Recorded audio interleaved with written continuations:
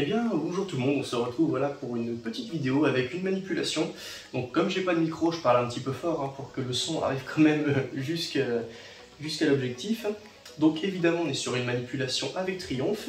Et je vais vous parler d'un petit truc que vous connaissez, que je connais aussi, mais qui avec un peu de temps et un peu d'expérience est un peu exabérant. Alors, je vais parler d'un truc que vous connaissez, qu'on voit très souvent sur internet ou dans les reportages, et où le présentateur ou le tiktoker ou ce que vous voulez vous fait un classement, genre des top 7, des top 8, des top 10 des serpents les plus dangereux du monde. Et bien c'est ça aujourd'hui que je vais encore débunker. Ça va être très rapide hein, comme vidéo, mais un serpent n'est pas dangereux. Et ben non. Regardez là par exemple, j'ai Triomphe, c'est un serpent. Elle est avec moi et elle n'est pas dangereuse. De 1, parce que elle n'a pas de venin, c'est le principal argument. Et de 2, tout simplement, regardez, elle ne m'attaque pas. Je suis avec elle, il y a un humain, donc certes elle est plus ou moins habituée qu'un serpent dans la nature sauvage, mais là, elle n'est pas dangereuse. Imaginez que là, elle a du venin. Imaginez qu'elle a des glandes à venin, etc. Et ben, je la manipule tout pareil. Voilà. Alors, le fait, moi, ce qui m'énerve un peu, c'est de dire qu'un serpent est dangereux. Et ben non. Parce que dans la nature, il n'y a pas de méchants et il n'y a pas de gentils. Voilà, c'est un peu ce genre de politique-là. Il n'y a pas de méchant, il n'y a pas de gentil. C'est-à-dire que si vous vous baladez à côté d'une espèce, que ça soit un gecko, un lézard, un scorpion, il ne va pas venir vous attaquer par pur plaisir. D'accord? Les animaux n'attaquent pas comme ça dans la nature par plaisir de péter des tronches comme ça au pif. En tout cas, là, je parle des serpents. Je parle uniquement des serpents. Il n'y en a aucun qui se dit, tiens, la première truc que je vois, je lui démonte la tête. Juste pour le plaisir. Bah non, ça se passe pas comme ça. Généralement, quand une espèce va vous attaquer, même par exemple un serpent d'éblé, s'il vous attaque, c'est pour plusieurs choses. Soit parce qu'il peut avoir très faim, et que sur vous, vous avez une odeur de bouffe, et il va aller attaquer en pensant que c'est de la nourriture. Donc là, il ne vous attaque pas parce qu'il a envie de vous attaquer, c'est juste parce qu'il a faim.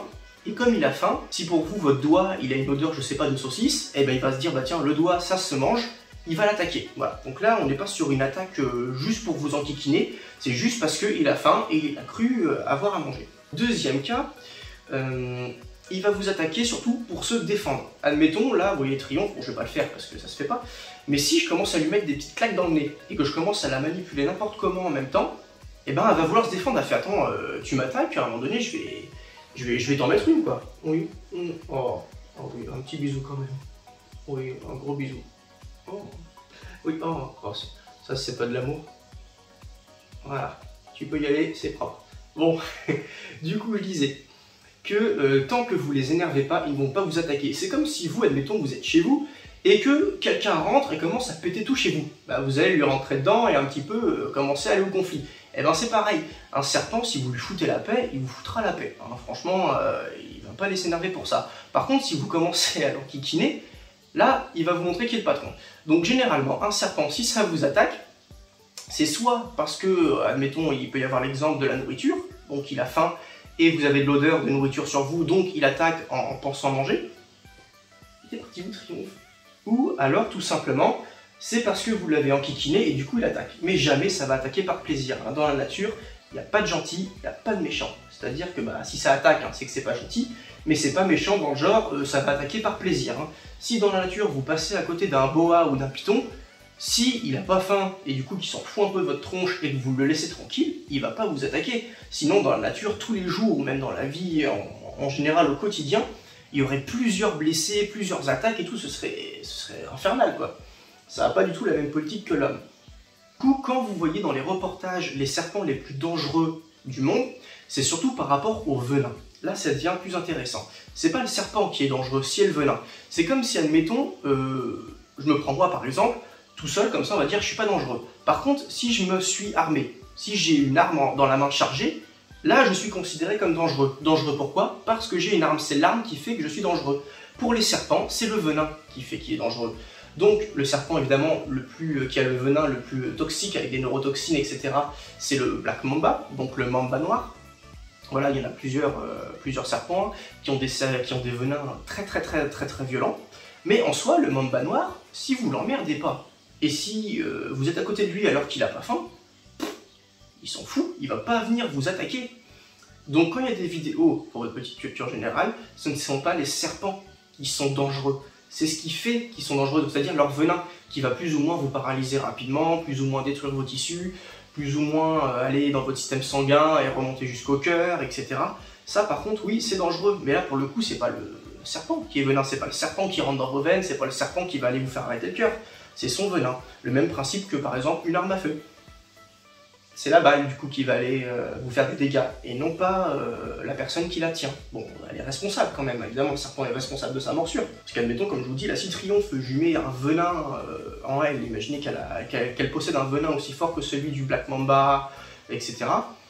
Ou d'un cobra ou de ce que vous voulez, et ben c'est pas pour autant qu'elle va m'attaquer, hein. C'est pas le fait d'avoir du venin qui rend le serpent agressif. Après dans la nature, il y en a évidemment tous les serpents, et même tous les reptiles, tous les animaux en général, ont un caractère, ont un tempérament, un peu comme nous les humains. Donc il y en a qui vont plus avoir, on va dire, la défense fuyarde, donc dès qu'ils vont voir un truc qui leur font peur, ils vont se barrer en courant, et d'autres qui vont dire à la place, bah j'attaque pour me défendre. Voilà. Mais c'est toujours dans l'optique que quelque chose les dérange. Voilà, c'est pas qu'il n'y a pas des gros coriaces qui disent dès que j'en vois un, je le déroule. Non. Il y en a, voilà, s'ils ont peur, ils vont fuir, d'autres, ils vont pas bouger, d'autres, ils vont vous attaquer, mais dans le but de se défendre, et non pas pour leur propre plaisir. Par contre, pour le coup, je peux vous raconter une anecdote, justement dans le même thème, qui m'est arrivée il y a à peu près 2 semaines. Je me suis fait attaquer par Triomphe, mais pas une attaque comme je viens de vous dire, parce qu'elle avait envie d'attaquer, non, c'est parce que j'ai fait une erreur, et une erreur toute simple que je vais pouvoir vous raconter vite fait. Alors attendez, elle est partie de mon dos, mais je sais pas où. Quand je nourris Triomphe, actuellement je lui donne 2 blanchons. Elle va bientôt passer à la sauteuse, là, d'ici 1 ou 2 semaines. Je la nourris des blanchons, donc ce que je fais, je les fais décongeler dans de l'eau tiède chaude, dans un bol, donc les 2 souris. Et pendant à peu près un quart d'heure, je fais décongeler, et pendant ce fameux quart d'heure où ça décongèle, et ben, je manipule Triomphe, comme là ce soir. Et du coup, je fais la manipulation. Et une fois que j'arrive au bout des 1 quart d'heure, 20 minutes, je la repose dans son terrarium en laissant les portes de devant ouvertes. Elle n'est jamais fuyarde, hein, elle n'a jamais envie de partir. Mais elle arrive à sentir quand même à chaque fois que c'est le moment du nourrissage, parce qu'elle a compris que quand les portes restent ouvertes après la manipulation, qu'il y a souris. Donc généralement, elle commence à s'exciter un peu, droite à gauche, etc.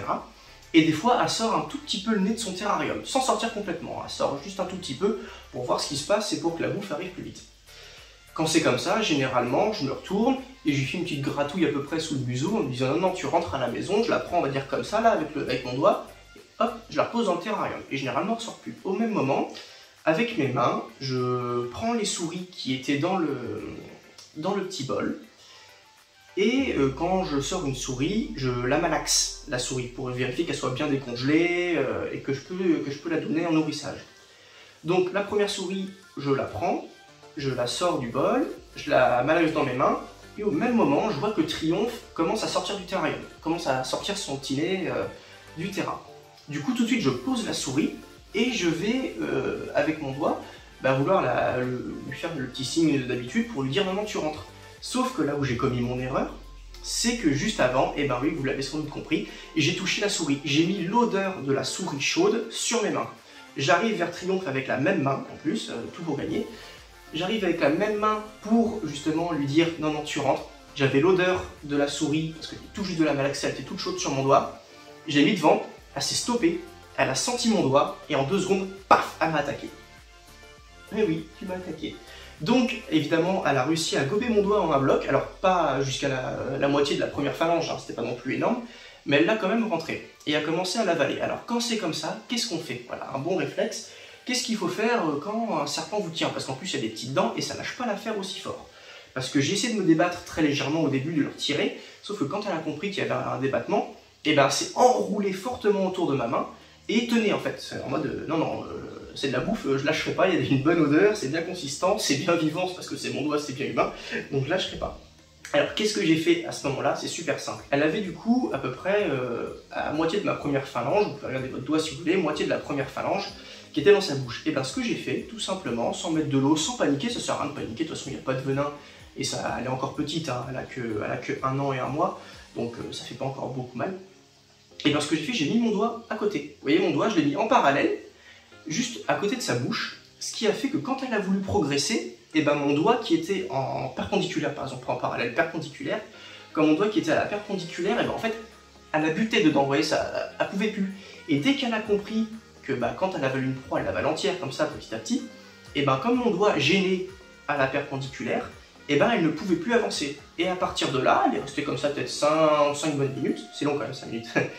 Et dès qu'elle a compris qu'elle ne pouvait plus avancer, qu'il y avait un truc qui gênait, que la proie techniquement est trop grosse, elle a lâché prise toute seule. Voilà, gentiment. Donc quand c'est comme ça, surtout ne balancez pas de l'eau dessus, n'essayez pas de la tirer, de lui ouvrir la gueule, vous la laissez. Et si c'est sur votre doigt ou sur votre main, à la perpendiculaire, vous venez mettre votre deuxième main si vous pouvez ou autre chose, pour que dès qu'il va y avoir progression de sa bouche sur vous, qu'en fait elle vienne en buter, et tout simplement qu'elle comprenne que non, elle n'arrivera jamais à l'avaler, qu'elle ne pourra pas le manger, et au final ressortir. Et moi c'est ce qui s'est passé, elle est ressortie gentiment, et après je lui ai représenté la vraie souris, et puis là ça s'est mieux passé. Donc techniquement je me suis fait attaquer, mais c'était une erreur de ma part, pour vous montrer une fois de plus que elle m'a pas attaqué par plaisir, juste parce que j'ai fait une erreur avec la nourriture, que j'avais l'odeur sur mes doigts. Donc voilà, mes mères, on doit mieux m'entendre, je suis plus près. Donc ma mère a décidé de se faire une petite pause, gentiment sur moi. Elle aime bien aussi les papouilles là. Et merci à tous et à toutes d'avoir regardé cette vidéo. J'espère que vous en aurez un peu plus décanté sur le fait que les serpents ne sont pas dangereux, que c'est pas un classement des serpents les plus dangereux et les plus agressifs au monde. C'est juste leur venin, voilà, qui fait que, et tant qu'on les embête pas, et tant qu'ils n'ont pas faim et qu'on n'a pas d'odeur de bouffe avec nous, il n'y a aucune raison qu'on se fasse attaquer. Voilà. Et on vous dit à bientôt dans une prochaine vidéo, et ciao!